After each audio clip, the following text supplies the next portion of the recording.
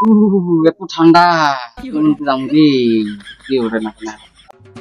কি হলো এসে কি বয়ে থাকবা কামে সামে যাইবে না বাড়িতে কিছু নাই এই শালা এটার তোর এলা হিতাই জ্ঞান আছে না নাই রে রোদ উঠছে আমাকে যদি কামত বের কর ঠান্ডা কামত গেলে আমি মরমু তখন রোজ যদি উঠে না তাহলে এসে বয়ে রইছো কে ঘরে দিয়ে হইয়া থাকো গা তুই কি পাগলা পাগলা হয়েছ তুই এই ঠান্ডার মধ্যে এলা শুটলে গরম ধরবো চলায় দুইজন যা শুতি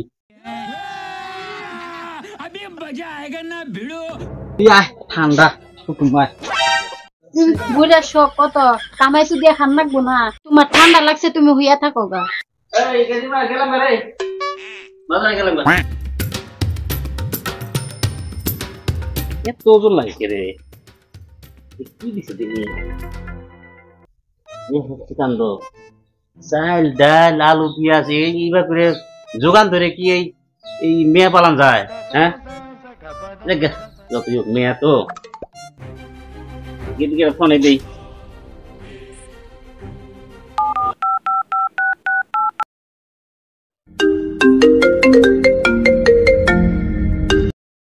হ্যালো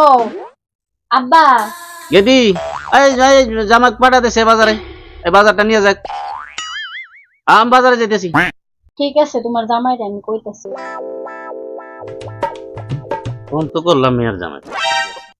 এই শালা যে আলসির বাচ্চা আলসি এ কি আসবো বাজারে মনে তো হয় না এই ঠান্ডা দিনে খালি হয়েই থাকে কম্বল গায়ে দিয়ে খালি হয়ে থাকে কাম করে না হ্যাঁ কাজ কাম কিচ্ছু রেখে খালি এই যেভাবে করে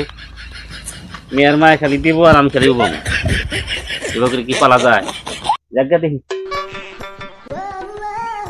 এই যে শুনছো তো কি হয়েছে ওর না ঠান্ডার মধ্যে কি হয়েছে তুমি অল্প বাজারে যাও আব্বা ফোন করছিল কি কি বলে নিয়ে আইছে যাও সে তাড়াতাড়ি যাও বাজার যাও তোর মাথার বেড়ে নষ্ট হয়েছে না তোর ঠেকা পরে তুই যা এই ঠান্ডার মধ্যে আমি যাই পাবনি তোর বাপ কি পাঠা দিছে নিয়ে যা ঠান্ডা যাবো